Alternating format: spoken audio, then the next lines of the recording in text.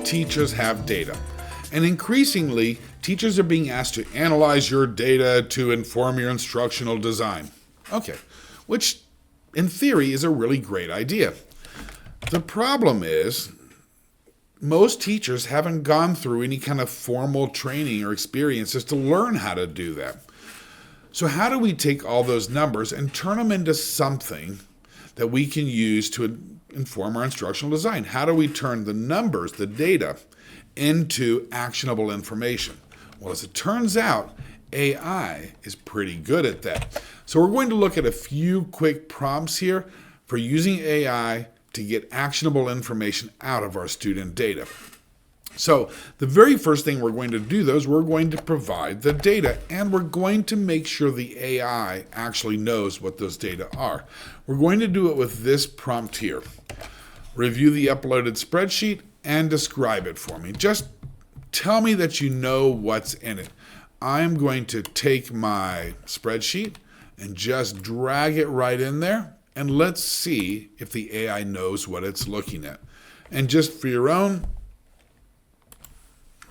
knowledge, this is what it looks like. We have IDs, beginning scores, 9-week scores in growth, and then we've got scores for 30 students. So that's what I just uploaded. All right, can the AI figure it out? So there are the data, and does it know what it's looking at?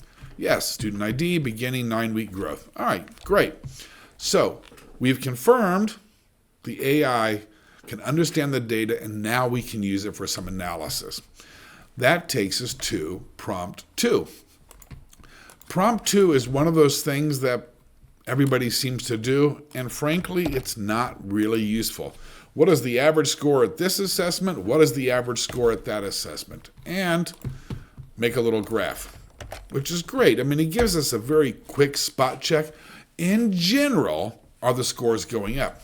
The problem is there can be a lot of students in there that aren't anywhere close to that average score. They can be much higher, they can be much lower, there can be subgroups in there, and all kind of gets washed out when we try to generate a single number called the average. It doesn't give us much to act on. So that's typical, but it's not very useful. To start digging more deeply into the data and turning those numbers into actionable information, let's next go to prompt number 3. Now, there's a very standard set of calculations called descriptive statistics, and we can use that.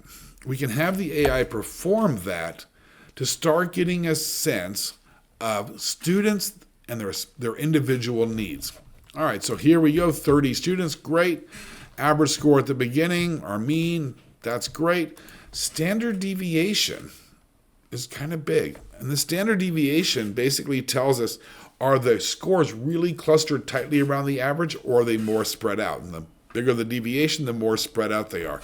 This is pretty spread out. It means that the majority of students are, 18 to 33. I mean, that's a pretty wide range where the majority of the kids are.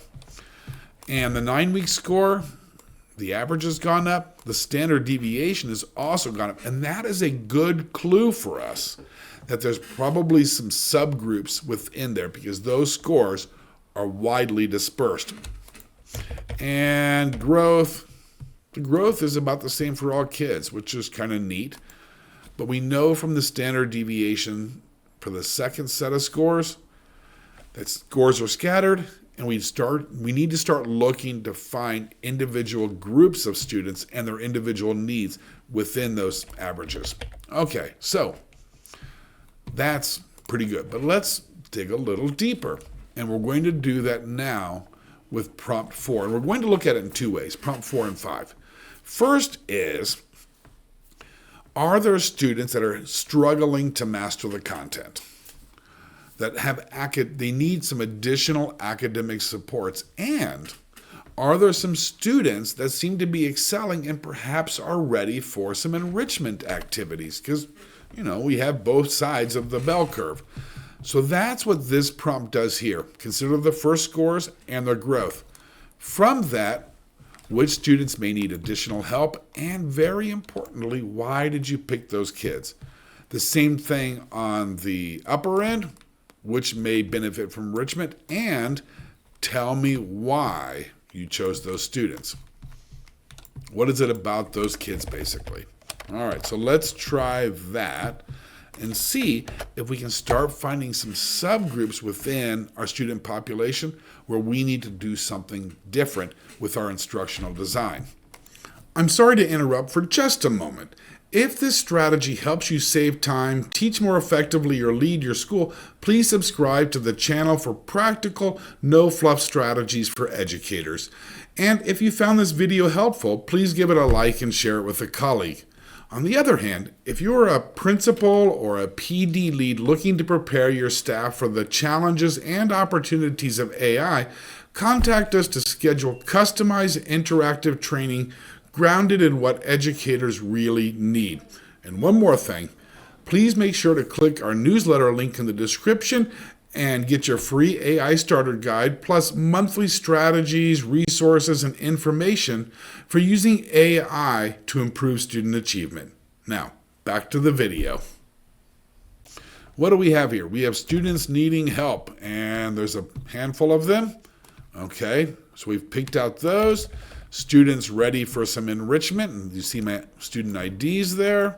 So that's good. And why? So the students that need additional help are either low beginning scores or low growth. Could be one or the other. And they may need support because, et cetera, et cetera, et cetera. On the other end, students ready for enrichment, high beginning scores and or high growth. So it could be both, right? And these are the students. Starting scores are already strong, growth is well above average, and so forth. Suddenly, we've identified two essential populations within our group. And then presumably everybody in the middle is about typical. They're the kids that are kind of within that one standard deviation from the mean. So we got our big middle group, but then we picked out some kids ready to move on, and we picked out some kids that need some support to come up to speed. All right, that's really good and useful information. But that's the academic piece. But what about how well kids are responding to the instructional delivery? So this is the activities and the relationships and the things that they do during your class time. Which students seem to respond best to instruction, and which ones respond least to instruction? And who's in the middle group? Once we've identified those, now what we're going to ask is basically, what does this mean? What lessons can I learn from this? What can I do for each of these different groups? How do I start to differentiate my instruction based on the data that I have? So I don't know what that's doing there. So let's go ahead and see what the AI can tell us about that. And go, lessons learned, etc. Top responders. So these are the ones that seem to be reacting very well to the instructional delivery. And we have those that don't seem to be responding well to the instructional delivery, and perhaps they need something different. And then we've got our middle group. Okay, top responders, there they are, strong improvements. What does it mean? Less instructional methods are working well, and some action steps like enrichment. Low responders, here they are right here. They may need targeted intervention, potentially more intensive activities and so forth. What can we do? Diagnostic assessments, additional instructional time, more progress monitoring, and then the same for the students in the middle.